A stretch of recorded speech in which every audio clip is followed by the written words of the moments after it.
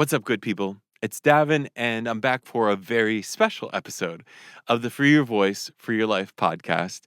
I'm going to do something a little unusual here in that I'm going to share the audio from someone else's podcast. I haven't stolen it. It's been given to me, and I've been given permission to share it because it's actually an interview with me by my friend, Stephanie Zeller. Stephanie hosts a really beautiful podcast called The Magic of Transformation with Stephanie Zeller. And I recommend that you check it out because she has some really beautiful episodes in there that'll really, I hope, inspire you. But this conversation is sort of an extension of previous conversations that Stephanie and I have had, but this has a very specific focus about becoming your authentic self. Now, if you've been listening to my podcast for a while, you might recall that Stephanie has actually been a guest on this podcast before. She came to me for some coaching work around her voice. She wanted to dig in deeper to her voice as one of the many tools that she has utilized on her own journey toward growth and transformation and healing and expansion. And in that coaching work that we did together, I just really grew to admire who Stephanie was and her own personal commitment toward, I don't know, I don't have a really better way to say it than expanding. Stephanie is a super bright, intelligent, articulate person, and she is just really attuned to what it means to pursue the spiritual path.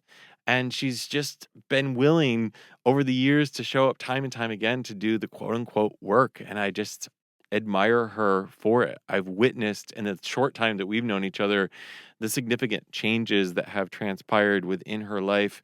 And because of that, and because of my own desire to stay on the path of growth, I think that she and I share a common language that allows for us to have a really unique and special type of conversation. And this conversation, I don't know, it felt really satisfying for me as a person. And so I'm excited to share it with you. I think I'm able to say some things that maybe I haven't said before in this specific way and give you more insights into my own personal journey, my own areas of struggle, the ways in which I have had to bump up against my edges and continue to do so, and some of the risks that I've taken along the way. Um, like I said, Stephanie hosts this podcast, The Magic of Transformation. You should totally check it out. But you can also find Stephanie at her website, thetransformationschool.com, or you can find Stephanie on Instagram at Stephanie Zeller Speaks. That's StephaniZeller, Stephanie Zeller Speaks. I don't think I'm going to say a lot more. Remember, you can find me at davinyoungs.com.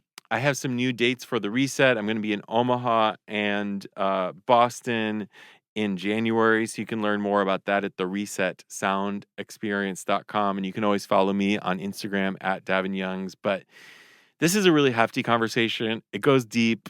It goes wide. Yeah, it's good. I think you're going to like it. So I'm not going to say anything else, and I'm just going to hand it over to Stephanie. So thanks for listening. What drew me to you in the first place is when I first heard you on another podcast talking about authenticity with the voice. Yeah. And I thought that would be a good place to start because for sure this will be new to my listeners. Yeah. And when I had the intuitive pull to search for somebody to help, I guess, liberate my own voice, that was why I sought you out, was because of that conversation. Yeah. So I feel like there's so many ways that we can dive into authenticity, but because this is something that you really excel at and see and teach and help cultivate and have cultivated in yourself, I thought we could start there. So can you describe how the voice is expressed authentically versus inauthentically? Yeah. It's a great question. And I think, that word is so often used and it's also so mysterious. Like what is it, the essence of that word? And I think that authenticity is something that the individual experiences first and foremost, right? And so we know this experience of feeling in alignment, in feeling true, in feeling honest, and feeling free, and feeling liberated, and feeling authentically expressed. Simultaneously, we know what it's like to withhold, to feel like one is protecting or covering or hiding.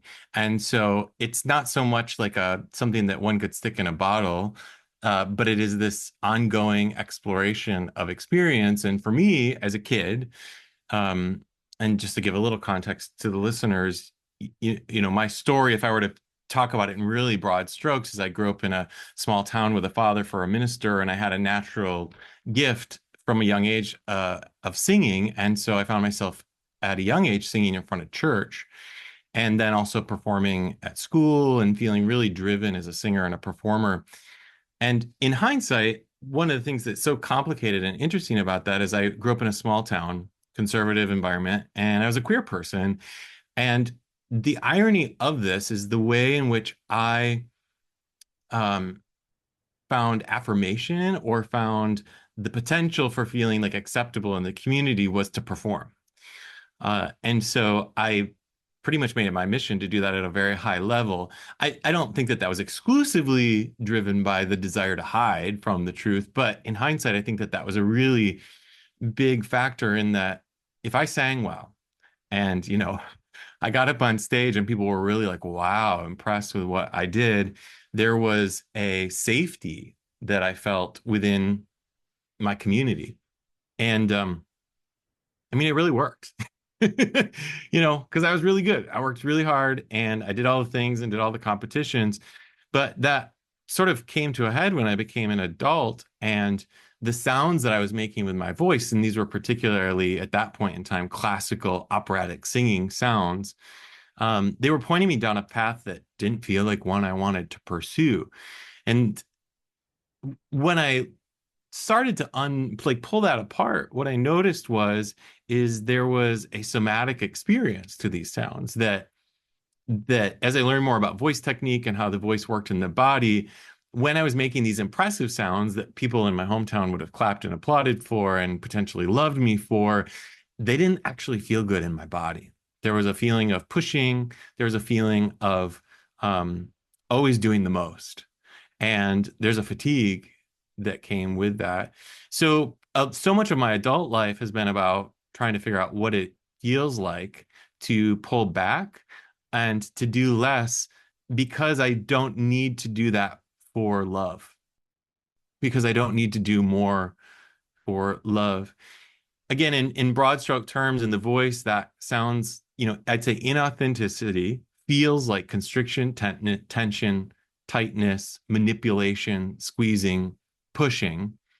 Whereas the somatic experience of freedom, and one could relate to this without thinking about singing at all, but it feels like openness. It feels like release. It feels like letting go. It feels like something coming forth from within you without having to make it do so.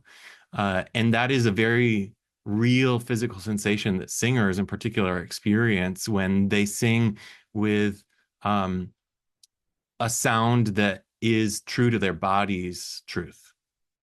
Wow. Yeah, you said I don't need to do more for love. Yeah. So many things that you just said I love. I think one thing that I really want to hone in on though is that we do think we have to push and do more, both as we're talking about here, just with the voice, but also in life, in order to receive the love. So it's like, it's so counterintuitive that we think the path is to push and to overexcel. And that's actually going to be what gets us more love. Yeah. And yet it feels the worst. Yeah. So it's like we're creating that suffering both in our world around us. It's like we're creating this little prison of forcing ourselves to be somebody we're not and people responding to that. And then it also feels the worst somatically in our body, Yes. because that's definitely the same in terms of making the sound and in our body. Like when we are with a group of people and we're out of integrity and we're lying about who we are or what we think, that doesn't feel good to anybody. No. When you started to free your own voice and shift from that essentially inauthentic sound, yet one that had previously gotten you attention and love, and you started to move into a more authentic sound. What was that experience like? I mean, it's dark night of the soul, like that is I was reflecting on this before our conversation, and I was thinking that there was a season. So I went to a conservatory for music. I studied operatic singing. I left the conservatory, I graduated, and then I decided that operatic singing was not the path that I wanted to pursue. And not even at the time it wasn't about like the nuance of what I'm speaking of here. I was just like, that doesn't feel like it, it's not, it doesn't feel like what I'm supposed to be doing right now. So I went to work in offices. I went to work in arts administration and just a 9 to 5 office. And there wasn't anything inherently bad about that, but it definitely begged the question, who am I? Because if I'd spent, the last, at that time, whatever, 21 years of my life really clinging to this identity, but then the identity felt like it was mired with lying, inauthenticity.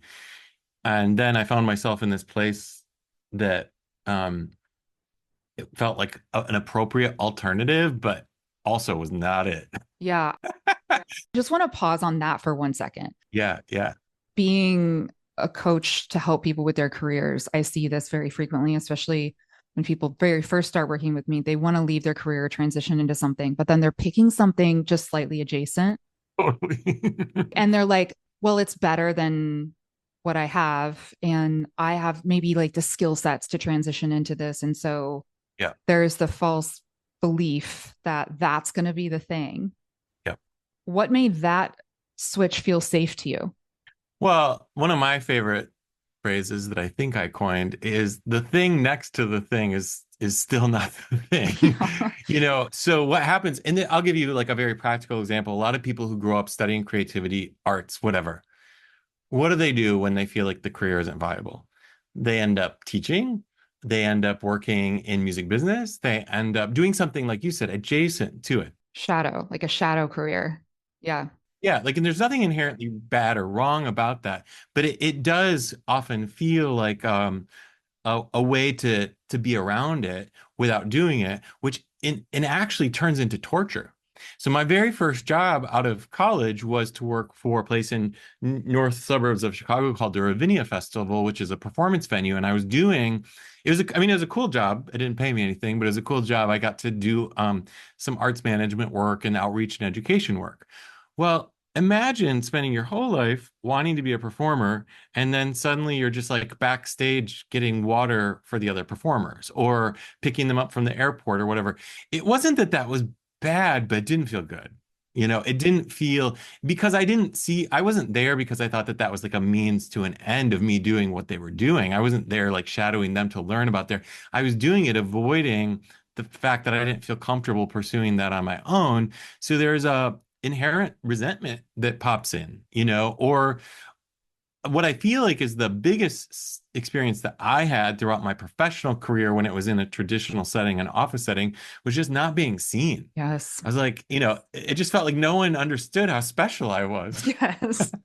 For real though. Which sounds Yeah. like, but in hindsight, I can recognize that I was always expecting of the job something that they never promised to be. Right. And this is something I reflect to my clients all the time. You also at that juncture were unable to see yourself. For sure. Yeah. Yeah. Yeah. And it's highly frustrating. It's highly, highly frustrating.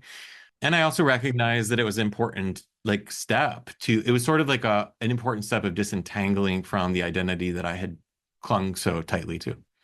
Right. But I would bet at that juncture, you didn't realize that that's what you were doing was disentangling. Right. No. And so I feel like I want to make that clear for people too, that, yeah, it's easy to look in hindsight and be like, 2020. yeah. But two things that you just said, and I think this would be so helpful for anybody in a job that is not lighting them up, which is that you were starting to get resentful. Yep. And you felt like you weren't being seen. It was like almost impossible for you to be seen in that position. Yeah.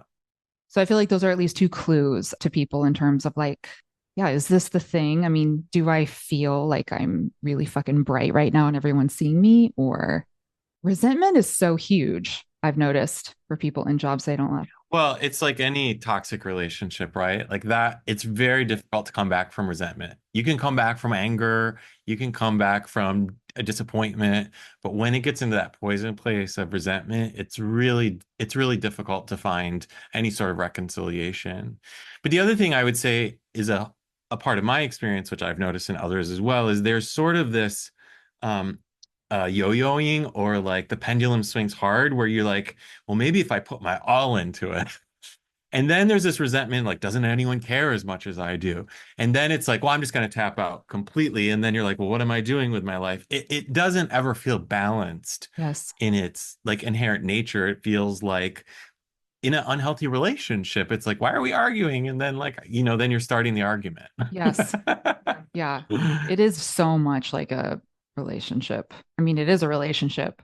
And it's also something that's so common for so many people who are in those environments that it's very difficult to see. It's difficult to find peers that would be able to have that sort of conversation that might be pivotal for you, because a lot of folks are doing the same thing, or they simply don't care. So I had this very important moment in my this was like sort of at the end. So I worked in offices for 10 years. I ended up working at a university, at a music school, as an academic advisor for music students. And I was performing on the side at the time. But one day, one of my best friends, like my work wife, we were at lunch and there were all these things I was always complaining about. Didn't anyone care? Why didn't anyone have integrity around this thing? Why didn't we take down the man, go after the power? Come on. And she said to me, she's like, Davin, the thing is I just don't care as much as you do. She's like, I've got two kids at home. I'm at this job because it allows me to go home and be with them. I'm hoping I hang around long enough so that we can get them tuition reimbursement for school. It was just like, for me, it was like, you don't care as much.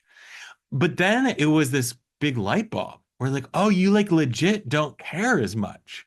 And that felt illuminating to me, because I was constantly asking of the job and of the people around me in my mind to be something that they never wanted to be or promised to be. And that's where the resentment came from. I was putting false expectations on them because they represented, a certain level of satisfaction that I couldn't find access to.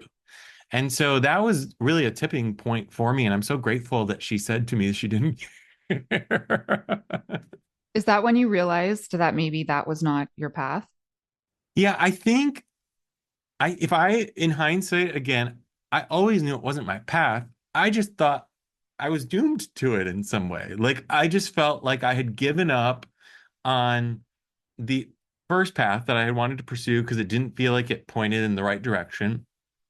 This seemed like the practical aspect. I mean, particularly when we're talking about jobs, this is one of my favorite. When I worked at the university, like, I didn't make very much money at all. And I had a great job in terms of like, I had lots of flexibility, I had great health insurance, and I had good vacation. And people would tell me that all the time. They'd be like, well, you have good health insurance. They'd be like, oh, you have a lot of flexibility in your schedule. And so that story and that narrative, like, I would go to work and be miserable for 7 hours because I had health insurance. Yes. Yes. Or because I could go on vacation, even though I didn't have much money to spend on vacation, at least I had the time off. And so I laugh at myself in hindsight, because that becomes a very dominant narrative around like security, the things that are important to other people. That story got imposed upon me and I believed it. I really believed it. And I thought that everything else was probably like a an unintelligent risk, a risk that someone who is not wise would take. So it was in those conversations. And then outside of that, I was building my voice coaching business. That when that started to like gain momentum outside of my 9 to 5, and then I had conversations like with my friend where she's like, why do you care so much? That's where it clicked to me. I was like, oh, maybe I'm meant to do something on my own. And maybe the thing that really felt important to me is centering my own creativity. Because that was really what the whole pursuit was always about. Singing, I really believe for me, singing is like a spiritual calling. But the singing is even like one level up from the desire to be a creator. Yeah. It just happens to be that the voice is the thing that, I've been divinely called to focus my attention and energy on, but it's about new creation. And that's where I felt, in hindsight, so stifled throughout all of those years. What was happening with your actual voice during that time? So this is the cool part of the story is I was miserable. So I was performing and I was like performing in professional choirs. I would get hired to do like weddings and funerals. I'd sing for pay at churches. I did professional work. It was always outside of the 9 to 5. And then I was building this like voice studio, and that was very much like, oh, I'll make some extra money. But I recognized really quickly that, and I'll talk in very specific, like singing terms. I studied classical singing. Most of the people that wanted to come work with me as a teacher did not want to sing classical music. Yeah. And I recognized early on, I didn't know much about what they wanted to do. And it's hard to realize that your ego doesn't love to know that. But then in 2014, I got invited to come to a conference for voice teachers who teach contemporary commercial music. Now, the irony of this is that that was pretty much exclusively what I did, but I never really become expert at it. And at this workshop, I was invited to perform for a teacher named Jeannie Levetri. And when I performed, I sang Michael Bublé's Feeling Good, which to me felt like a way to be in sort of like my classical sounding-ish stuff, but venture into the pop realm. And I got done with singing for her, and she said to me, um, wow, that was interesting. And that I will always reflect upon that as like a turning point in my life because I was humiliated, but I also knew she was right. I knew that she was right. And later on, we had a conversation, and she said to me, "You don't know your voice because if you knew your voice, you wouldn't push it like you do." And that was the first time someone external had articulated what I was feeling for all these years, that pushing, that bravado, that big heroic sound, it wasn't Davin. It was like something Davin could do, but it didn't feel good. It didn't feel honest. It didn't feel true. It didn't feel artistic. It just felt impressive. And so that was the very first time that someone said that to me, and that unraveled everything for me and sent me on a whole path. And that was the real tipping point into actually stepping into full-time work as a teacher and a coach because I did all this work with her to, I don't know, reorganize my voice in a way that felt more honest. Wow. That's wonderful. There's so many, as you know, there's so many parallels to life with that. It's Yeah, like, I'm giving. Yes. do you feel like it was your work with her that where you actually started to find your authentic voice? Yeah. And then as you were doing that, was that unraveling things in your life as well? Yeah. Okay. Tell us a little bit about that. So the thing I recognize too is that time while I was working in the office, that was also a time where I was coming out of the closet. It was the time where I was exploring like, relationships. And when I met her, I was finally comfortable being gay. You know? Yeah. So that was, again, I look back and see that the universe only gives you what you're ready for when you're ready for it. And so it was so multi-layered. We talk about like I wasn't happy in the office, I wasn't really comfortable in my skin as a gay person.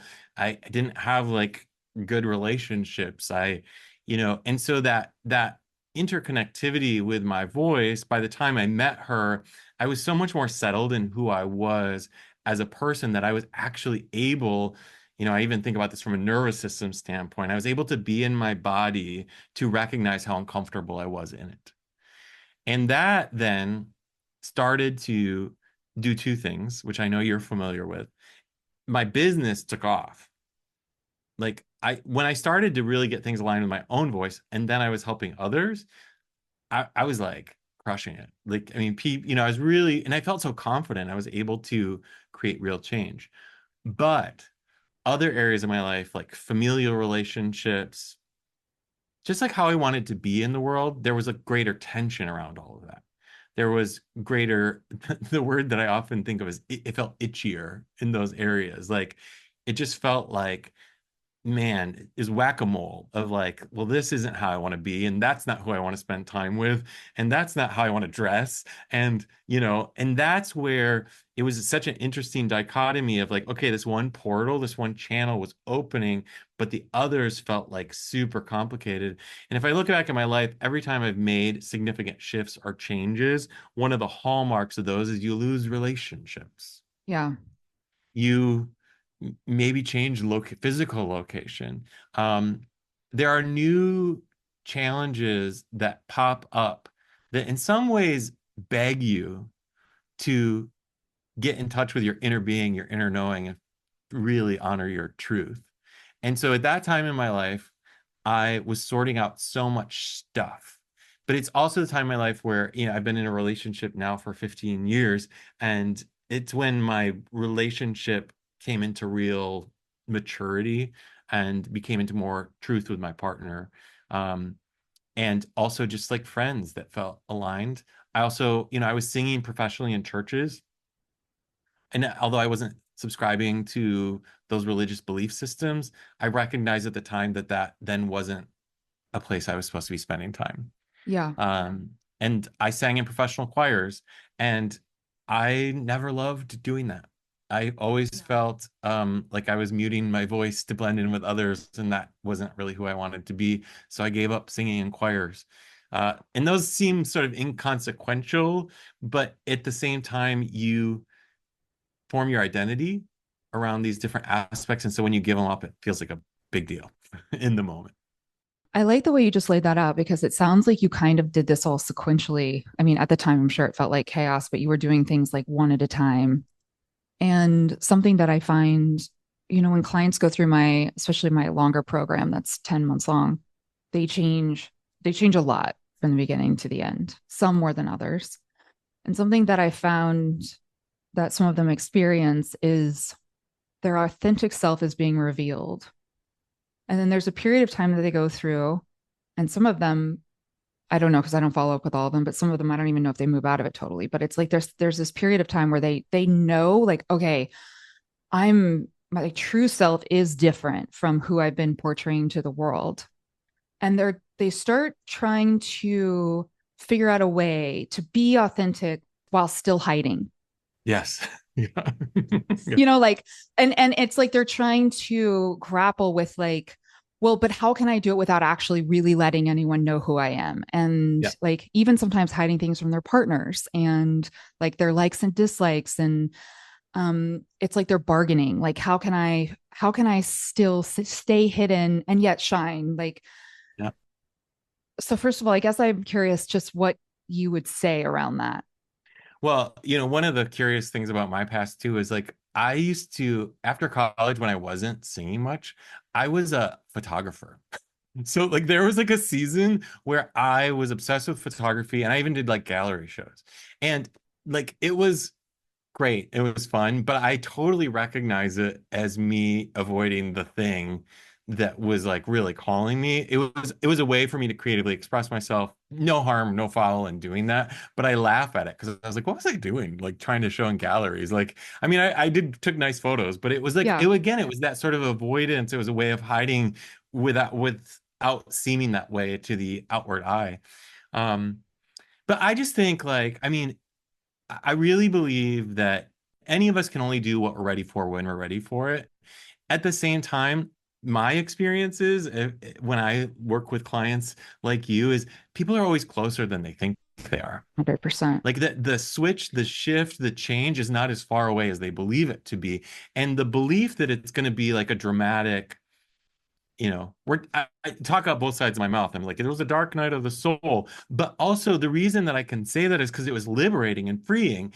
And a lot of times when I've made big shifts and big changes, the people that love me the most, they reflect back to me that made sense. Like that should be the thing that I do next. And some of those things would be things I would be afraid to tell anyone. And then they would go like, Okay. Duh. yeah, sure, whatever, go do that. Yeah. Yeah. And that is always such a funny thing to me. I think by and large, most of us have like one or two people in our head, maybe from our past or maybe from our current life, that are the voice of criticism around big change. For me, it was my mom. Like a lot of the shifts and changes I've made, well, go way back. I remember my mom said to me, the very first job I ever left, she goes, she did not understand why I would leave a job if I had a job. But it's a generational thing. Like I get it, but that was cooked into me. That was like baked into me. That's the kind of like lack of risk I was willing to take. And so even doing that was going against her expectations in a way. And so we do this as we step into adulthood. But then when I stepped into the next job, I was like, oh, this is way better than the other one. She doesn't know what she was missing, and that's where I think that when you can start to identify the singular voice, sometimes that voice is someone you don't even know. Hmm. It's like someone who you think this is what they would think of the choices that you've made, and you let that be the dominant narrative of the story. And I would say that the quicker you can identify those voices and really ask yourself if they're yours, is that really what I think about this? I think that the faster you'll be willing to make certain shifts and changes. This can even come down to an example would be posting on social media. A lot of people are posting on social media for someone else. And I'm guilty of doing this too. It depends on what your expected outcome is. But a number of years ago, I had a realization that there was a friend of a friend that in my mind would inhibit what I would post because I thought she would judge me. Yeah. Now, I wasn't even close to this person, but it was like I knew she watched what I did. And so I recognized, like, why am I doing that for her? For and it wasn't even my like it was not mine, but it was holding me back from making these really simple choices that would again help me step into more authenticity. So I think just listening to the voice and asking, is that mine? Is that the story I'm giving myself? Or is that something that's been given to me, or I've even assumed, I've presumed? Yeah. I think when people are holding back, like maybe they're feeling an authentic part of themselves, but then they don't want to share that with anybody, with the world, or they don't want to experiment in that space. When I start to question like what's going on there, there's always feels like to me a narrative about how their whole world is going to unravel and everything's going to fall apart.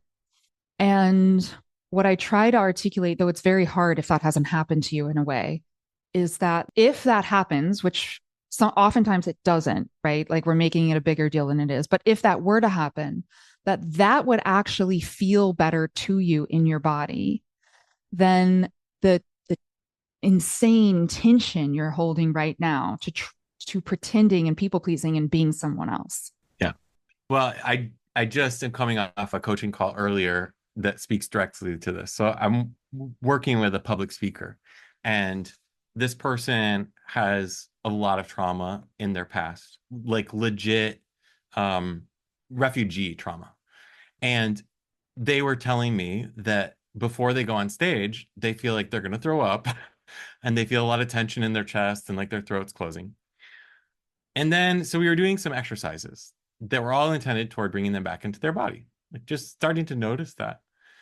But the first question this person asked me was, well, I like to also get like hyped up before I go on stage. I want to actually have an escalated heartbeat. And, and I watched their mind justify the sensation of discomfort that comes from anxiety and fear as a means to an end.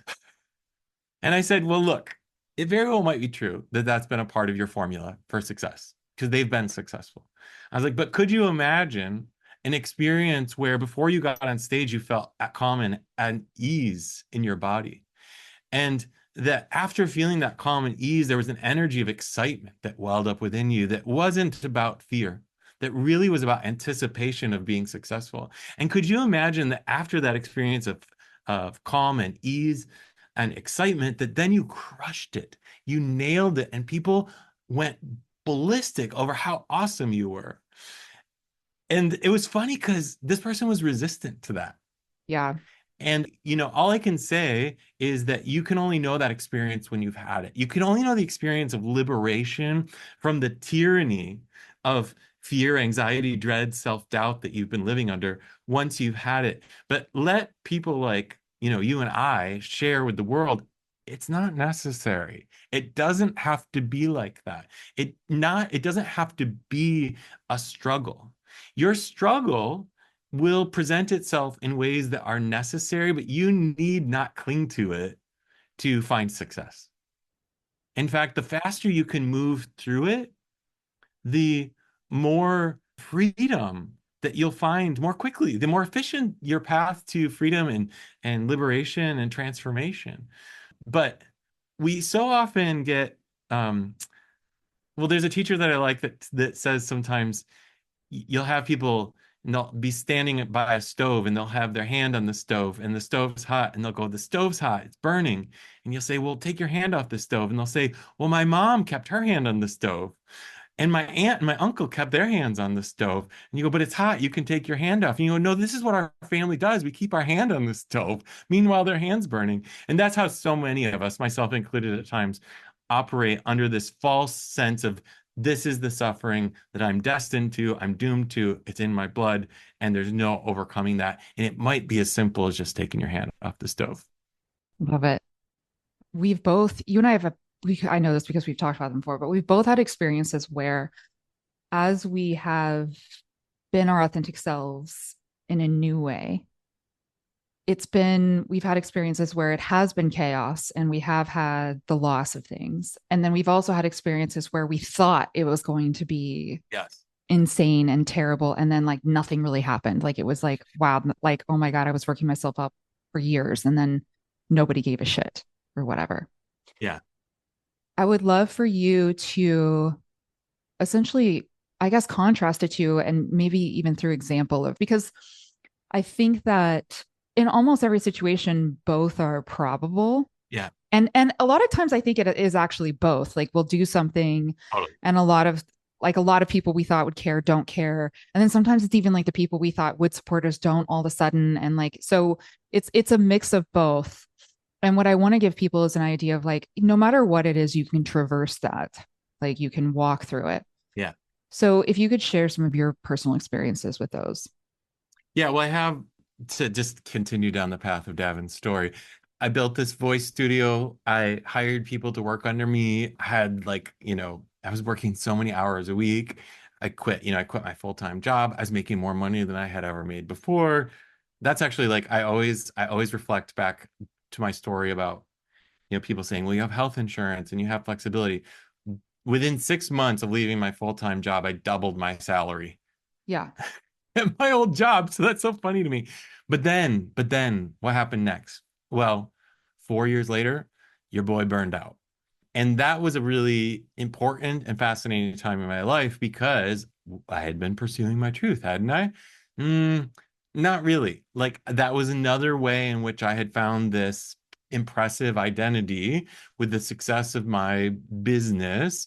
And I was singing, wasn't I? No, I was primarily helping other people sing. And I still wasn't centering my creativity. So in 2018, after about a year of what I call feeling soul tired, I kept working less. I'd go on longer vacations. I'd do all these things, self-care, and none of it felt like it restored me.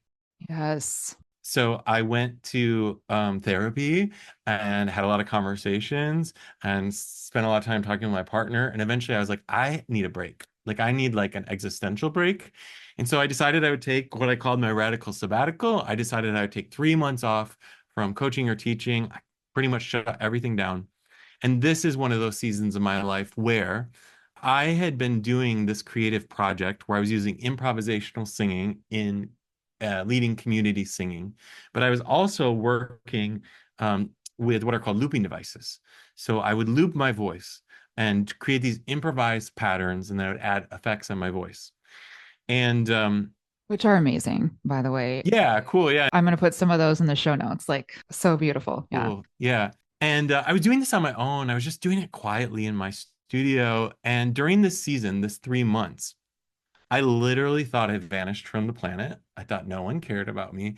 But I also had this strong urge to bring what I was doing to a space that would be something like a sound bath, to take the idea of a sound bath or an immersive sound experience, which if people aren't familiar, it's where people kind of go in and lie down and let the music or acoustic sounds like engulf you, sort of bathe in the sounds as a path toward healing and transformation, often found in yoga and meditation studios. But I was interested in bringing this specific take on that where it would center my voice and looping. Well, I told you I was raised in a very conservative environment and was taught to be very suspicious of, and I love this term because it makes me laugh, of anything that was new agey. So anything outside of the like sort of Christian canon of understanding, I was taught to be very suspicious of. Now, mind you, in my personal journey, I was very actively involved in exploring Eastern religious traditions, philosophical traditions, many, many years since I was a teen. But I wasn't very public about that. And so when I thought about taking this sort of like new agey endeavor into the public, I was really worried about what my parents would think. And it's crazy because I was like in my 30s, and it's crazy to think that that was like such a dominating force in my life. Not just my parents, but they were like the biggest factor, but my family. Like, what he's doing what? And this was one of the things that when I started doing it, and the first time I did it, people had the experience and they were like, that's really cool, Davin. Like, you need to do more of that. And then I sort of started to go public with it. No one in my family cared. Yes, yes. They like legit, they're like, okay, I don't get that. Okay, it's weird, but it was not offensive to them in any way. And for a good year, like I had a story that this was going to be a big deal to them, like that they were going to be perplexed by the choices I had made and would think that I was just like falling off the deep end or something. It was not like that at all. I mean, to this day, they still don't really get what I do, but they just didn't give a shit. Yeah. They Yeah. were very passive about the whole thing. So that's a good example of I thought it was going to be a really big deal, and it wasn't. To your point of what you were earlier saying of who's the voices in your head, like in that case, it was your parents and your family, right? Totally. But and this is something I'm reminding my clients of all the time. Even if your parents, well, first of all, even if like they're no longer living, or if they've totally changed and they're not the same parents as they were when you were growing up, and you're like, I don't know why. I have clients say this to me, like, I don't know why I'm worried about what my parents are going to think. They're like my biggest fans, and it's like you've internalized the voice that you heard when you were growing up, and that's what lives inside of you now. So it actually, that's what you're at most in conflict with internally. Sometimes it actually is the real life parents, Yeah. but I also see a lot of people that either their parents have passed on or their parents are in support of them now, and yet they're still battling those voices. So a lot of times it just takes the doing Yes. to break free from that. But yeah. Yeah, and that comes back to the somatic experience because that fear originates in the body, right? Like that's an experience of a lack felt sense of safety, and that's what sort of the story unfolds from there. But the other thing to just mention about that too is a lot of times those messages are not explicit. Yeah. It's not anything anyone has ever explicitly said to you. It's the implicit messages of your family. It's the rules and regulations that no one says, but this is just how we do things. And I think those are so strongly imprinted in our being. You don't even recognize most of the time how much those are guiding the choices that you make until you break free from them because you feel really uncomfortable in doing so. It feels like, again, have I forsaken my community? Am I going to be banished from the tribe? What are the consequences for doing this? And you're like, well, no one even has ever said that. Why is this a big deal for me? Because it's somewhere you've started to believe that it would be, you perceived Yeah. that it would be. And so I think that that's a really fair experience. It's a part of growth and growing up. But the other just really quick part of that story is during that season where I'm alone in my studio and I'm looping, I literally, like I said, I felt like I vanished from the earth. I felt like I had forsaken my identity. I didn't know who I was. I did very literally lose friendships during that time because I have one friend in particular. I remember when I said I was going to do this radical sabbatical. I remember at a party, her looking to me and just going like, "So what are you gonna like do?" And it felt in hindsight, I can see that it was, her projection of her own fear around her experience on me. But in the moment, I was like, oh shit, what am I gonna do? And then I saw that friendship in particular actually faded away because by making this break, I had traveled down a path that wasn't in alignment with the life that this person was living. And there were a number of relationships like that. So it was very difficult in that regard, but it's that difficulty that I can see freed me. Like I became so much less tied to the egoic understanding of who I was. And I did stupid shit. Like I bleached my hair blonde. It's like these things that we do to try to like catch a glimpse of ourselves in a different way. And I can only laugh at myself now because it's like I can see it. But at the time, you're like, I'm gonna do this radical thing. Yeah. And now, now it seems like so crazy that that was such a big deal to me at the time. But it was part of my process. Yeah.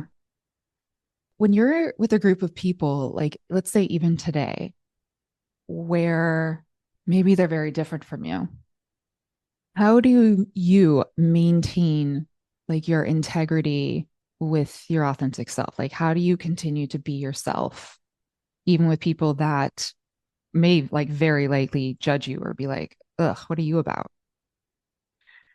Well, I encounter this routinely because one of the things I do is bring collective singing experiences to the corporate space. When I first started doing this, and this is so, again, I giggle at myself, but I used to try to dress for how I thought people who spoke in corporate spaces would dress. And I look back at some of the pictures of myself and I'm like, what are you wearing? But I recognized really early on the discomfort that I felt like, and you would look at me and be like, whatever, it's just like a shirt and pants. But it's not something I would choose to wear if I were being like creative Davin. It's something I would choose to wear to go to the corporate arena.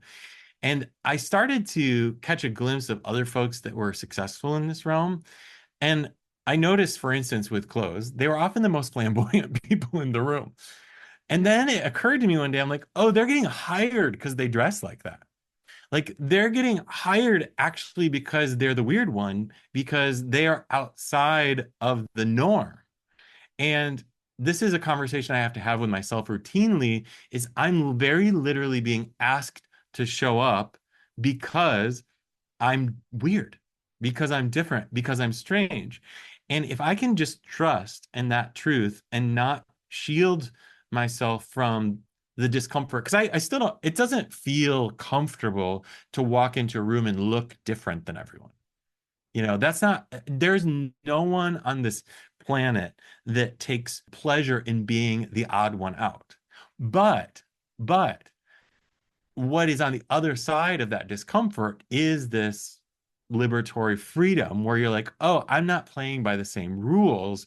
Therefore, I don't have to behave in the same way. And in relationship, it turns out that some people they're going to be tap out real fast. Others are going to want to dig real deep because you're going to have connected just by showing up in different clothing, to use this superficial example, you'll have connected with something that is pinging within them that's going like, I don't feel comfortable in these khakis either. Like there's a part of me, like I want to be the most flamboyantly dressed person in the room. I want to get up on stage. And that's remarkable. I did a gig recently where I was just sort of marveling at how by me just showing up being who I am, people disclose really personal things to me about their family, about their kids doing music, about, this time at their dad's funeral where someone sang. And I just am privy or even have access to any of that because I'm just me doing me, and if I were to try to shield that, I would miss those conversations that make me feel deeply connected in a community that I feel like an outsider. So it's not easy. It's something I've had to grow into, but I keep leaning further into the weird because it honestly keeps getting me hired. Yeah. It's more than that, but I'm just teasing. But yeah, but that it does feel like that in a way. When you reflect back on when you first started and you were, okay, I'm going into a corporate setting, so I need to look corporate, and you were testing those waters versus the way you do it now, how do you feel different from situation A to situation B? And how do people respond to you differently? I think that there's a nuance of understanding.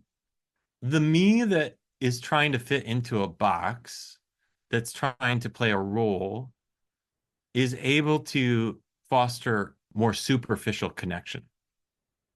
But the me that shows up being a little odd or different fosters deep connection with fewer people. Mm, And that is a more significant, desirable experience for me.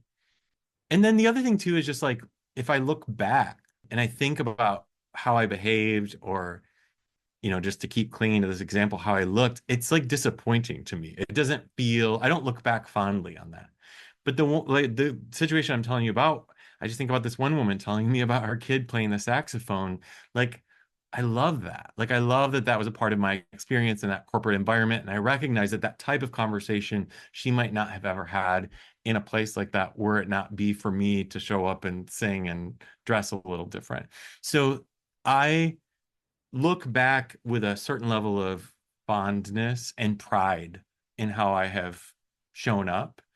Um, and then I think the other thing too is just the actual comfort within myself. Like there's again, and not to belittle the discomfort of being the odd one out, but that is a quickly shake offable feeling that can lead quickly into uh, a sense of like, yeah, this is me. It's true. It's in alignment. It's my integrity. There's a comfort that in that doesn't need anyone's approval. yeah. Just it just is. Yeah. So, what about in social settings? Or maybe like even as you were shifting more into like the spiritual space or when you came out, or just any of these times where, because I feel like the exposure of our authenticness is kind of an ongoing journey. So, in any of those times where maybe you were with a group of people, it's like you think about like the group of people from your hometown or something. And if you were to just go and sit with them now and how different you would be, Yes. how do you show up in situations or settings like that? Well, I don't know how to say this without it sounds like it lacks humility, but I just don't give a shit much anymore. Like there's this aspect of it, when you step into a certain level of authenticity, Yeah. you don't think about it. Like you just Okay. Okay. So like let me phrase yes. And what about when Davin first started doing it? right. Yeah, yeah, yeah. So because that's what I was gonna say is like there's a sense of inevitability. Like I can't help but now I'm at this point where I like can't help but it. But there is this like for anyone who's ever come out of the closet, it's this ultimate severing with what you have believed that society expected of you to be the natural progression of your life. So in that respect, I'm so grateful to have had that experience because it sort of forced me. I mean, don't like I love people to love me. Like, Yeah. I grew up performing and I put a quarter in me and I'll do whatever just so you like me. So that was a death for me to have to show up with the possibility that people wouldn't like me. The thing is that has almost never happened. Like it is almost never happened. There are plenty of people who don't quote unquote agree with my lifestyle in my hometown, whatever, but they also think that everything that I'm doing is really cool. And so there's this aspect of like not needing for folks to love all of me, to be able to hold space with them socially. And that is again one of the gifts. But it was like a certain level of courage that I needed to muster on the front end. But again, I'll go back to what I said earlier is it always feels like a bigger deal in your head than it ends up being in reality. And what happens is you have that one conversation with someone at a bar where you talk about meditation. And then you recognize, you think like, wow, that person has probably never had that sort of conversation at a bar. And it felt really good. Like it felt really good that we talked about that together. And then you start to go into another situation. You're like, I wonder if anyone else here wants to talk about some of this stuff. And it sort of builds on itself. There's a confidence that when you can muster that courage to have that first conversation, there's a confidence that comes with it. But it does take, pulling the band-aid off at first. Yeah. And I recognize that that is one of the things that inhibits so many people in situations. But like I said, it's very difficult for me to relate to that now because it feels like I can't help but do this when I show Yeah. up, whatever this is. Yeah. I have the same experience where sometimes I'm just like I have to check myself because I'm like, oh yeah, like I've been doing it for so long. It's Yes. to me that does feel easy now and I don't get it. Like I don't get Yeah. what the holdup is. And then I'm like, oh yeah, um, in the beginning it was really hard. And a personal exploration I've been doing is just recently is kind of like, what parts of myself am I still hiding? Are there, Yes. and so and I see this, I'm thinking of Jim Carrey, for instance, like when he kind of unlocked deeper aspects of himself, he became so creative, like just started painting. And Mhm. I think the more we move into our authentic selves and the more we allow ourselves to shine and the more we unlock our just creative life force energy and the more we're going to be creative and the more we're going to flourish. And then with every layer that comes up, we also have this choice of like, who do I reveal that to? How do I reveal this? Mhm. In the last year or two, are there aspects of yourself that you feel like have been new that you've revealed? Yeah. And with that, new insecurities, so a big part of my last couple of years has both of these endeavors that I've mentioned, the immersive sound experiences, which is called the reset. I've been able to do that on really large stages, and it's been amazing. What's come with that? uh More self-consciousness about my looks and about age. And those are two things that intellectually I would love to tell you that I was just like totally cool with. But being seen on a bigger stage, that has been a shadow that has really come up for me. And it's super annoying. But it's also, I recognize just the other day, I caught myself like in this spiral of thinking. And I recognize that it's also an indicator of growth, that there is like it's not that it's like necessary for me to indulge it, but it's also like a natural part of being seen on a broader scale. That it's something else to consider that I haven't considered before. So that's a really big one. And then also just for me, like financial aspects of all of this work. My relationship to money has had to take a major shift in the past because I come from small town conservative an always environment. And I'm wanting to swing bigger now. I'm wanting to play bigger. And I recognize that we are the sum of the people that are closest to us in terms of like language and what's acceptable to talk about. And so there are some conversations, particularly around money and things like that, that I'm just trying to be more bold in my willingness to step into because I know if I keep it just like an internal conversation, it won't come to fruition in the ways in which it might. So it's not about, I'm not talking about like flaunting wealth, but I'm talking about not being fearful to talk about money. Own it. Yeah, and just like and say I want to be successful and I want to make a lot of money doing these things, and I want to do it in a really balanced way, and I want to feel good in my body while I do it, and I want to be proud of the work that I create, while making a lot doing it. Like that was never a conversation that I was privy to at all growing up. And so being an adult and being willing to say that is a big deal to me. Yeah, and that made me think about when people start to discover, like, let's say they're unhappy in their life and they start to do some personal work to discover, why am I unhappy? What's going on here? Who am I really? What has been your experience with? I mean, that's a perfect example around money where you've had some ingrained, conditioned beliefs around money for a long time. And now you're realizing, hold on, I think actually my authentic self wants to be really fucking wealthy and have all this financial freedom and make a lot of money and feel really good doing it. And like, that's a part of myself I need to own Yes. and move and shift through that. And, I try to hold my own personal identity very, very loosely and let myself change and evolve literally from day to day sometimes. But that's particularly hard for people that are just starting out or new to that, or they have a huge realization. I mean, even the money thing can be a big realization, because people's identities can be so wrapped up in like, this is who I am, or especially I work with a lot of people like on linear track careers, like doctors, attorneys, that kind of thing. And that's their whole identity. Yeah. What would you say around that experience for you of kind of loosening your grip? Because I think there's a existential crisis that occurs of, oh my God, I'm going to be annihilated here if I let go of this aspect of my identity versus holding it loosely and letting it transform. Yeah. Well, it's funny you say holding loosely because that's exactly what I was thinking is like you have to loosen your grip. Like because a grip is not sustainable.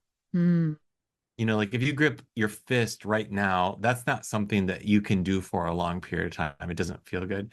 The other thing, and this is can take us back to our original sort of analogies with the voice, but if you were to take your hand and your palm and you were to take a really strong grip right now, when you let go of the grip, your hand doesn't automatically open up. Your hand stays in that grip position. You have to do other exercises that pull it out back into an open palmed way. This is very true with the voice. A lot of people make sounds with their voice that are chronically constricted. And so it's not as simple as just saying relax. yes. It's doing things that pull you in the opposite direction. And that is really difficult. But what happens is you start to realize that life is more malleable, that life is more flexible, that feeling of gripping and tightening and squeezing was actually suffocating the whole time. You literally couldn't breathe as well when you were squeezing. And so when you start to feel that opening up, that expansiveness, again, I just think it's addictive. Like I think that you start to, if you can catch one glimpse of yourself. I mean, look, this is why people do psychedelics and things like this. If you can catch one glimpse of yourself outside of the small reality that you've created, it will mess you up royally in the best way because you'll start to go, well, if I can do that, what else can I do? Or if I'm not that, then maybe who am I? And I think that this is where momentum comes in because you start to go, oh, but then what about this? But then what about this? And then people start reflecting back to you, oh, you seem happier. Yeah. Things seem easier. I don't know what the hell you're doing, but you look happy. That is where it starts to take shape. But that initial gripping, keep trying to do it. Well, shit, people do it. Well, I think the interesting thing is like, especially in people's careers, but also in relationships, right? Like there's a Yeah. gripping, and I think what ends up occurring is the pendulum that you were talking about earlier, where people will grip, grip, grip, grip until they go into total burnout, and then they're just like, fuck it, Yeah. and that's like the not being able to grip anymore. But then what I see people doing is similar to kind of what you did, and this is for sure what I did for a while as well, which is like, oh, okay, I just need to go on more vacations, or I need to take more breaks, Yeah. and Get a massage. yeah, and that's a real like misunderstanding of what burnout is. Like people think burnout is I just was working too much versus like there's a lot of unaligned things in my life and I'm forcing and I'm pushing, and that's what's really causing the burnout. Yeah. But I see this unfortunately really frequently. Like I saw it so much in dentistry, but I have a lot of people in a lot of different careers. So it's like literally in every vocation where there's the gripping and then there's the burnout and then there's like the vacations and taking a break, and then there's going back and the gripping and the burnout, and then it ends up being like the alcohol and the drugs to try and alleviate some of that enormous tension. And there's another way, I guess. If there's anything I want anyone to hear is like there's always another way, which is like an investigation of why do I feel that way. And people are at different stages, right? Like some people listening to this are going to be like, I know parts of my authentic self and I'm hiding those parts. And then some people listening are going to be like, oh, I thought I was being authentic, but I am recognizing that there's like grippiness here. And to speak to that, how do you, I mean, you're kind of like, let's call you an advanced practitioner of authenticity at this juncture, I'm working on it. but how do you continue to hold space and notice like, ooh, how like maybe this is out of alignment? Maybe how do you do that now? And also, I mean, you mentioned earlier like the being resentful and not feeling seen. Yeah. Maybe if there's any other things that were kind of coming up for you then, and then how you're doing it now. Let's start with like how if anything else was coming up for you then that could have that people can relate to that can cue them into like, yeah, maybe something's out of alignment. Yeah. Well, first of all, I don't know if you've read this book. Have you? Martha Beck's The Way of Integrity. Oh my God. I've recommended it to so many people. Yeah. So this is first thing you should do is read The Way of Integrity. And then actually do it, by the way, Yes. because a lot of people will just like, oh yeah, I read that book. Like, and then they'll tell me like, I'm done. Like, no, I did that. And it's like, but did you like do the book? Yeah. You Yeah, know? because it is the ultimate, challenging aspect of like what does it mean to be in alignment in truth. But one of the things that I really resonated with in that book is that lying feels bad. Yeah. Like not only does it feel bad, like in a spiritual sense, it literally doesn't feel good in your body. The problem with that is that if you haven't cultivated that awareness, you Yeah. might not know. It might feel so, you might be in this constant cycle of, discomfort that it's difficult for you to recognize that. So one of the things that I would offer folks is, um, and this is why a lot of people come to me for singing, and maybe you can relate to this, that something like singing, dancing, what have you, and it could be a sport, something from your past, usually in childhood, where you felt super good. Like it just was something you really looked forward to. It felt really fun. It felt like it carried with it a lot of possibility. A lot of times it's associated with community or it's associated with affirmation. Um, for me, this is always a good place for people to start. You can start by reflecting, but you might actually go back and try to do it again too, because what that does is it alerts you to the ways in which you might be hanging on that you're not even aware of in your life, because they will then present themselves in stark contrast to that. Yeah. Because you're going to go, oh, that felt so good. Oh, I loved dancing. I loved, playing tennis with my friend. It felt so good to learn basket weaving. And then you go, but my job sucks. And you start to get this contrast, and then you start to think to yourself, if you're brave enough, if you're bold enough to accept the challenge, you start to think, what would happen if more of my life felt like basket weaving? And you recognize that there is a lived experience of the discomfort. There is a lived experience. Now, fair warning, if you ignore that long enough, which there's a whole generation of people that were taught to ignore that. They were taught to stay in their job until they retire. Or in a relationship, by the way. Yeah, or in Yeah. a relationship, Yeah. right? Yes. Where you would, I'm meant to stick this out the entire time. I guarantee you it will present itself in some catastrophe. I don't know what that catastrophe is. It could be just an existential spiritual crisis. It could be a health scare. It could be the loss of someone or something significant. But there will be some catastrophe that will tell you that you ignored all the signs.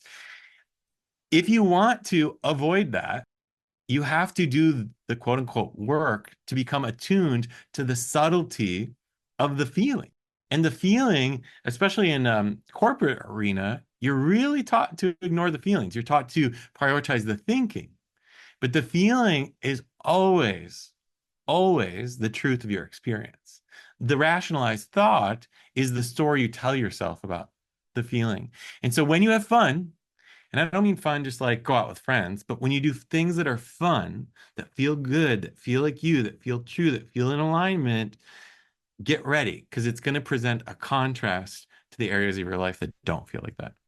I want to speak to a few things you said. First of all, like in my 10-month program to help people do this exact thing, essentially, like do the actual work to discern what is going to make my life feel really amazing and what's going to help me get out of this funk.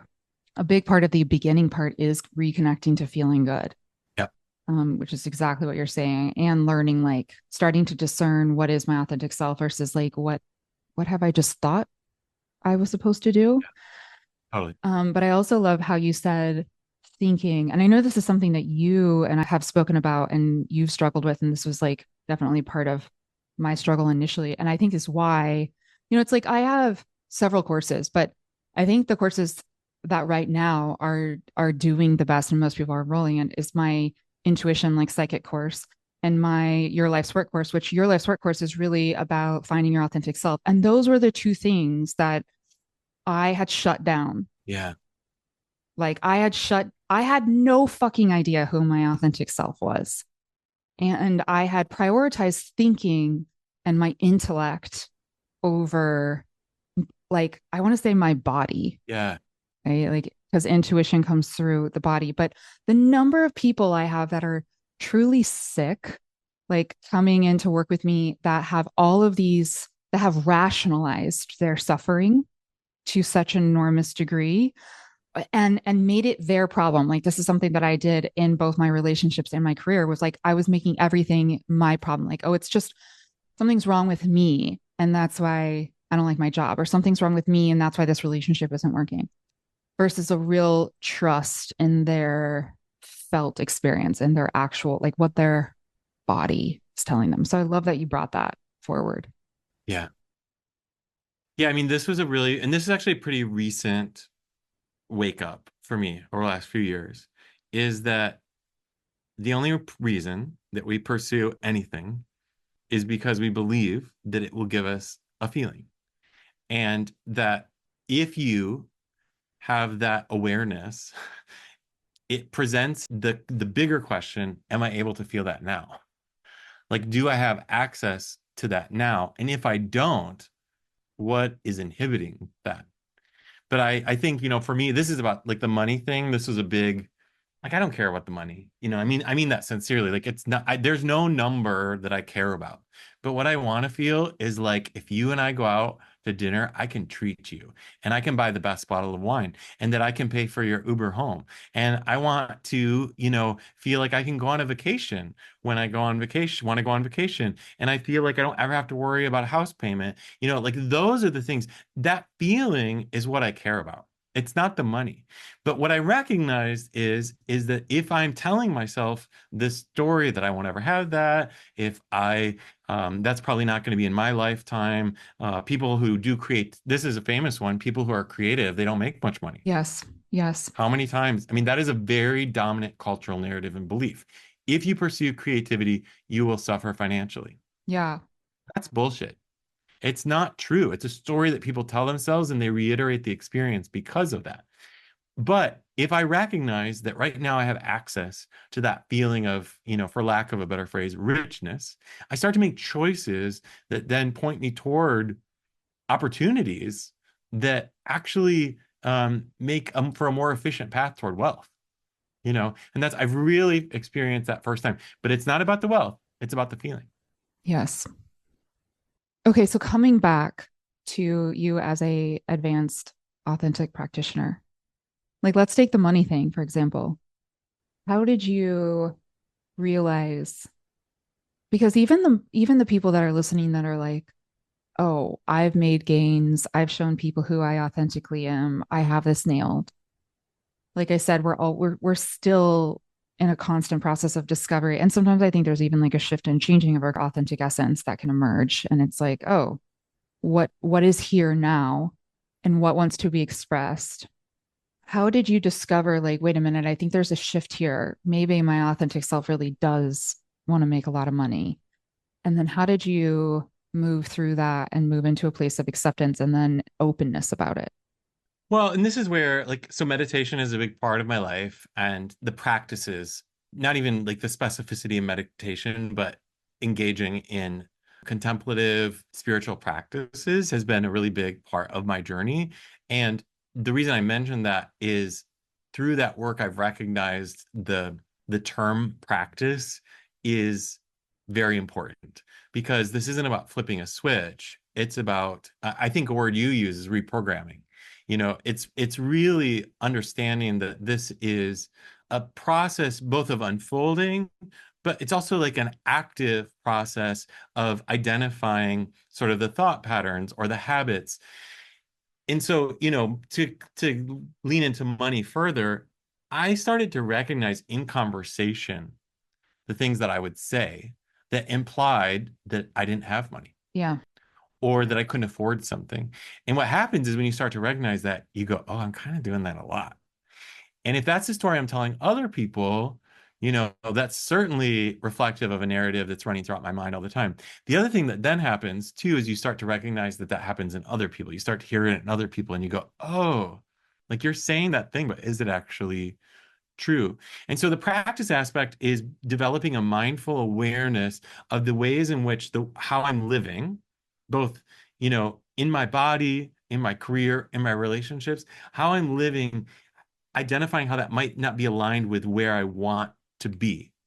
Again, though, I want to reflect back on what I just said. Where I want to be might be more here now than I had recognized. It's not, it could be as simple as identifying that the story I'm telling myself has not been true, and that I actually right now have access to that feeling that I was thinking having a lot of money would give to me. But I can't feel that feeling if I keep telling the same old story that Yeah. says I don't have enough. I want to break this feeling thing down a little bit more for people because I feel like it might not be clicking fully. So it's like if we discover that we're desiring something, what Davin is talking about is that once that thing comes into fruition, there's an underlying feeling that we are actually wanting. Or I think sometimes that can also present as an avoidance of another feeling. So it's like people that I see always on the flip side of this, always chasing money, and it's like never enough. They're trying to avoid a feeling of, oh my God, I don't have enough. So it's like going 10 layers deep and discovering, what do I think this thing is going to give me that I think I currently don't have? How do I think this thing is going to make me feel? And then going through an exploration of, do I have access to that feeling now? Like if I feel like I need more money because I want to feel like opulent and a fullness, is there a way I can create that feeling for myself now? And that goes hand in hand with manifesting, because to pull that thing to us and to manifest it, we want to be in the energy of it. So if you're in an energy of lack, you're very unlikely to attract money, which is actually like whenever I see people, it's so interesting because I was just looking at someone's Instagram profile the other day and their profile handle was life sucks. And I was just like, wow, that's interesting because that person is actually manifesting that more by talking about that narrative all the time. Like that's their bias now. Like that's what they're focusing on. And I see this, I think, the probably the most honestly with money is like people talking about how either they never have enough, or something that I see is like, I can't make this kind of money outside of this field. Like I hear that constantly with like linear track Yes, careers, right? yes, that's the most common. The golden handcuffs, the golden Yes, yes. handcuffs. And that's what gets you trapped in like a career that's not lighting you up, is like well, I can't make, and I tell people like, that's not true. I make more money now than I did there. But it's like, Mhm. there's Yeah. when the blinders are on and you're so grippy to that story. So sort of a sidetrack, but it connects because it's like, if that's the story that you're believing, then that's also what you're manifesting in your reality and what you're seeing. And you can't see an alternative if that's your belief. It's like putting colored glasses on. Like you can look all around, but you're only going to see that color. So doing this work of exploring this as you taking the glasses off, and also the way to start freeing yourself from it that Davin is alluding to is like going deeper and understanding, well, what is it I'm actually desiring here? How do I want to feel? Because everything we are doing is because we're attempting to essentially feel something. A lot of times for a lot of people, it's just like feel worthy or feel loved, right? Yeah. But Yeah. with money, it can be like, yeah, like feel safe, feel opulent, feel full, feel sparkly, whatever it may be for you. And then bringing that feeling state in by potentially doing other things, or like noticing in your life where you're already feeling that. So I just wanted to break that down because I feel like I'm sure there were people listening, like, I don't understand what he's talking about with feeling. Yeah, no, I appreciate that too. And just to, call back to the story I told earlier about the client who, before she went on stage, she felt like she was going to throw up. And, and the story that she was telling herself was that was necessary, Yes. for the experience that and I'm saying, could you imagine that? What if you felt really good and you crushed it, And that's where, when we get caught in sort of a small story about ourselves, it's very difficult to imagine that there's any other option, that there's any other opportunity, which goes back to why you should sing, why you should dance, why you should experience pleasure, because they alert you to greater possibility. They alert you to a more expansive view of what is possible for you to feel. It also is a pretty sure way to shift your priorities. Some of the things like financially that you think you need might actually change if you recognize that the feeling is not being achieved by that you're trying to, Yes. get to too. So the thing about wealth in particular is that people who have a lot of it, it's not impressive to them. It's not a big deal. Like it loses its the people that care the most about wealth are the people that don't have it. Because a lot of times it feels like it would give you access, and there is maybe truth in that societally. But once you have that access, it's not that exciting. It's not that thrilling. The change is where the thrill actually comes from. The change is where the excitement comes from. But the other thing I'll say to that point too is those of us who are most comfortable, the golden handcuffs that I refer to, and this is classic for anyone who's in a high paying job, particularly in a career that promised, you can name them, doctor, lawyer, whatever, a career that promised you'd spend all this money and go to school, then you get your salary and whatever. Let's say you're deep into that and now you're locked in. You got the house, you got the car, you got the kids, they're going to private school, what have you. That is one of the most difficult situations to exit because the comfort level is a liar. The comfort level that you tell yourself about all of those things, it's the constant justification of your chronic discomfort, dis-ease, your chronic dis-ease. I find that people that have like a lot of comfort in their life and wealth have the most difficult time making changes. The people that are bumped up, they got their backs against the wall because everything fell apart, they're ready to go. But that's also, I hope you hear that as a call to courage. Because if you're someone that's in that situation, I'm not saying you can't do it. I'm saying that you're being called to a different level of courage through this path of authenticity. And the good news is you actually have more resources at your discretion to make these changes. The odds are better in your favor because you've done all this work and effort to put yourself in this position. You owe it to yourself to take that and capitalize on it for your own spiritual well-being, your own emotional well-being. But it's easy to get stuck. It's really easy to get stuck. Say more about what you mean by like using your resources. Well, if you want to create a change and you have a savings account, Yeah.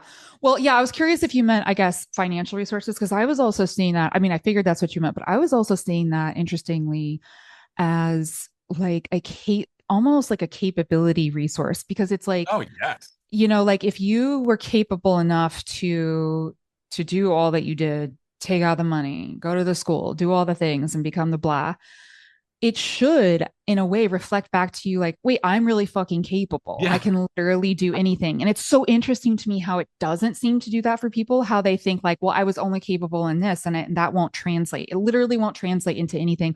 Or, I see people trying to translate it to something very adjacent, like, well, I'll just get a master's in something, or I'll just do this thing that's like kind of similar. And, not everyone listening, dislikes their job, but I feel like this is applicable across the board, just in terms of like, I see this also with people in relationships because I've been doing a little bit of relationship coaching as well, where it's like you've been in a relationship for a long time and there's of course a comfort there. Yeah. Like I want to air quote comfort, Yeah. right?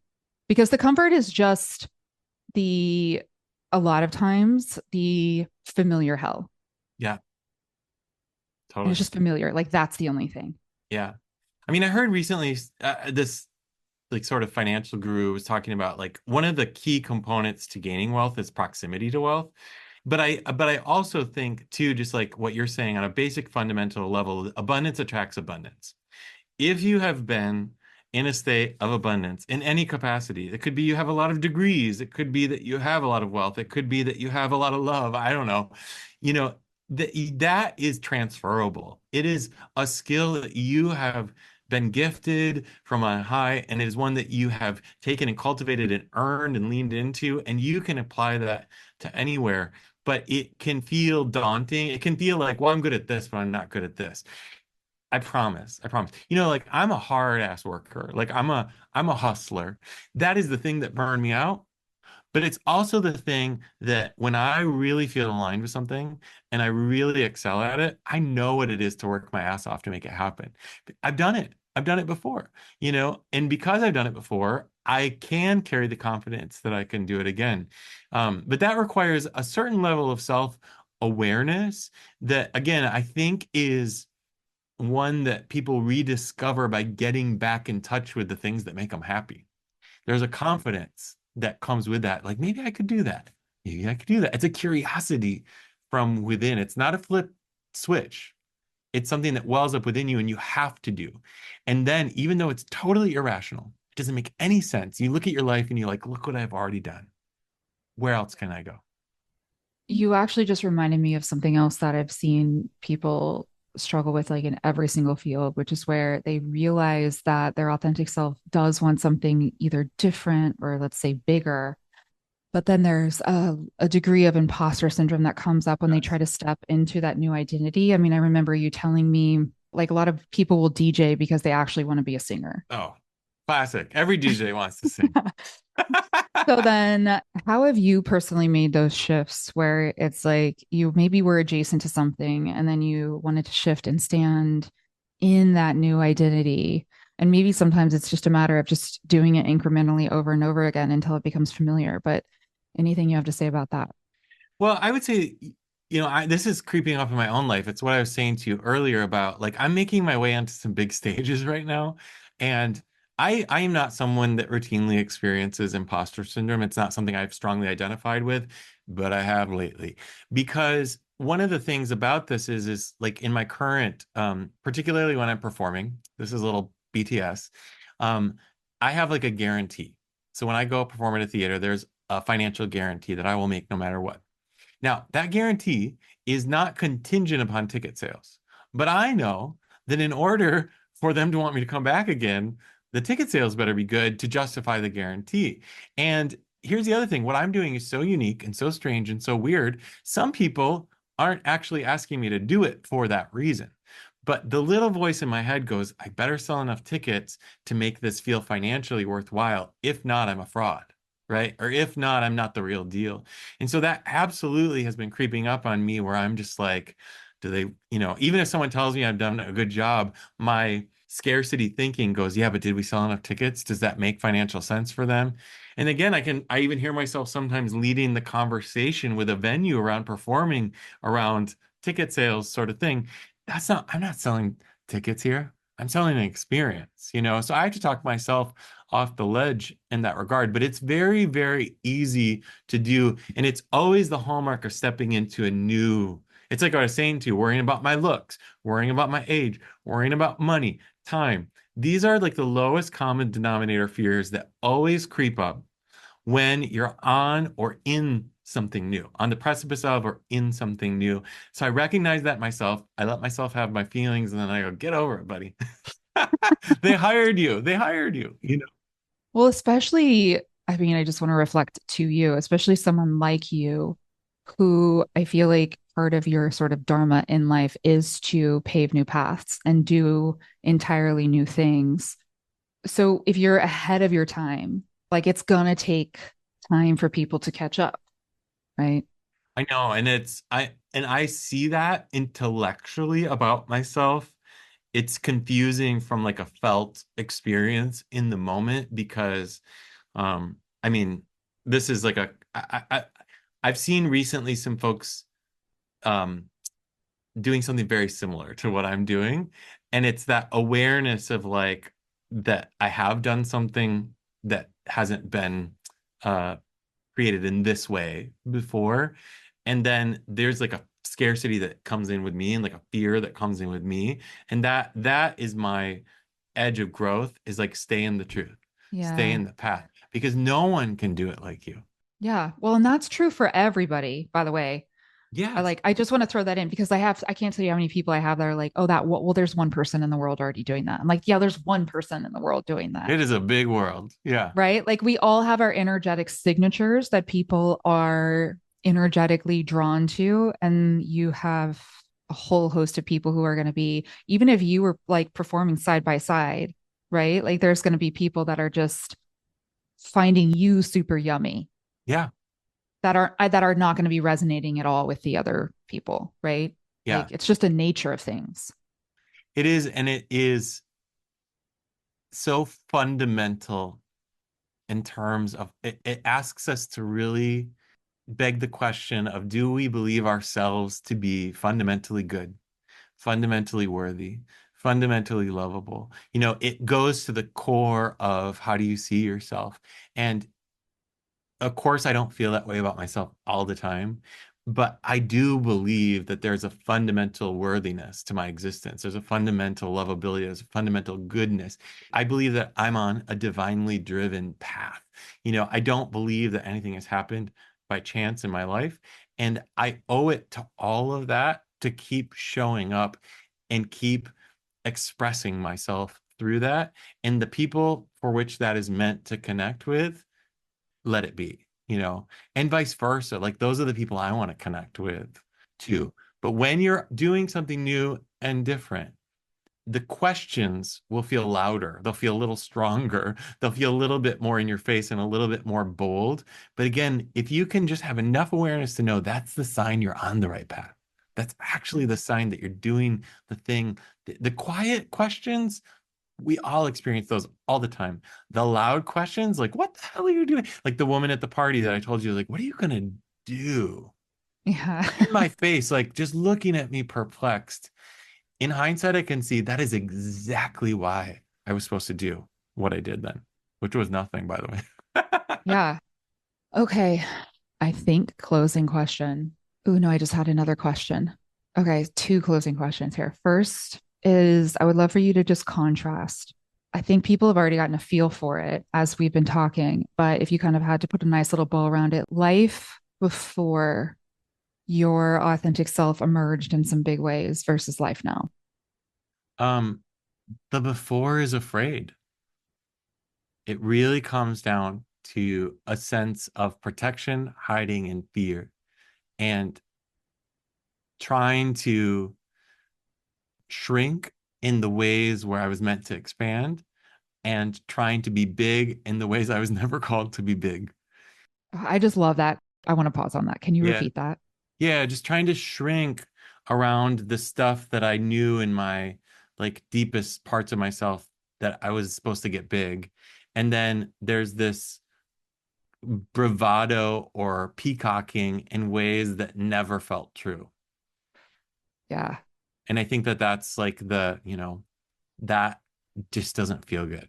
It doesn't feel good. It doesn't satisfy. It might give a like a saccharine sweet moment.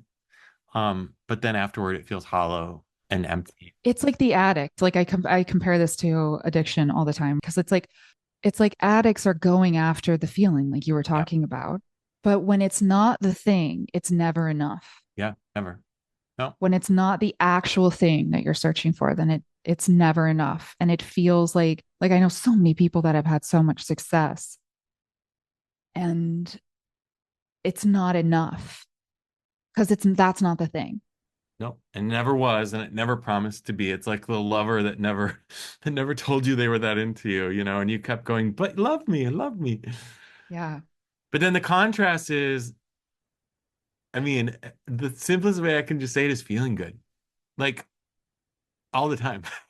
Yes. And it's not to say that there's not discomfort, but it's just in the context of feeling good. Like it's just in the context of feeling like even in like the deepest, darkest moments, it's just like knowing that it's woven into this greater goodness, this greater purpose. And the dark nights of the soul are so short, compared to the past. They are just little dreams that pop up, and then you step out of them and you go, oh, okay, everything's okay. And also, just the other thing I will say, when I feel most in alignment, people are constantly telling me that about Mm, myself.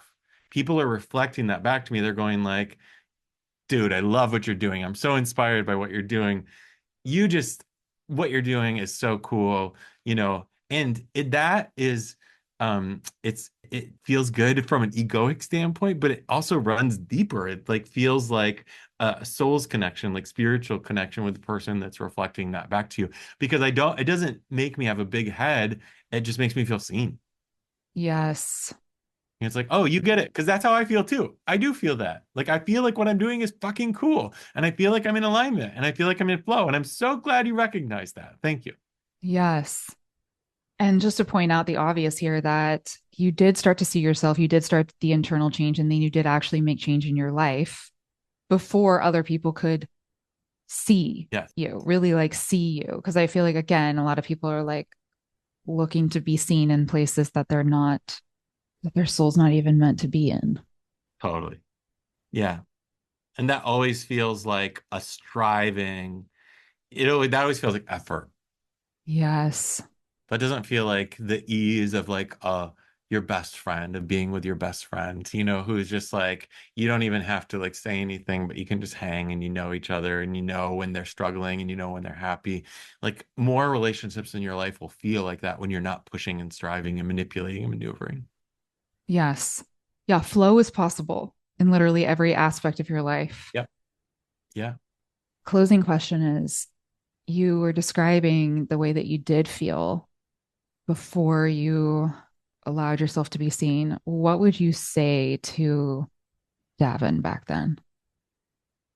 I think that there's uh, a sense of deep knowing within you that you owe it to yourself to pay attention to.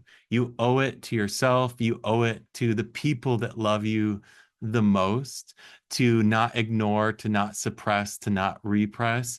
And um, any sort of hurdle in accessing that is necessary, but the length of time that you need to engage with them is shorter than you think.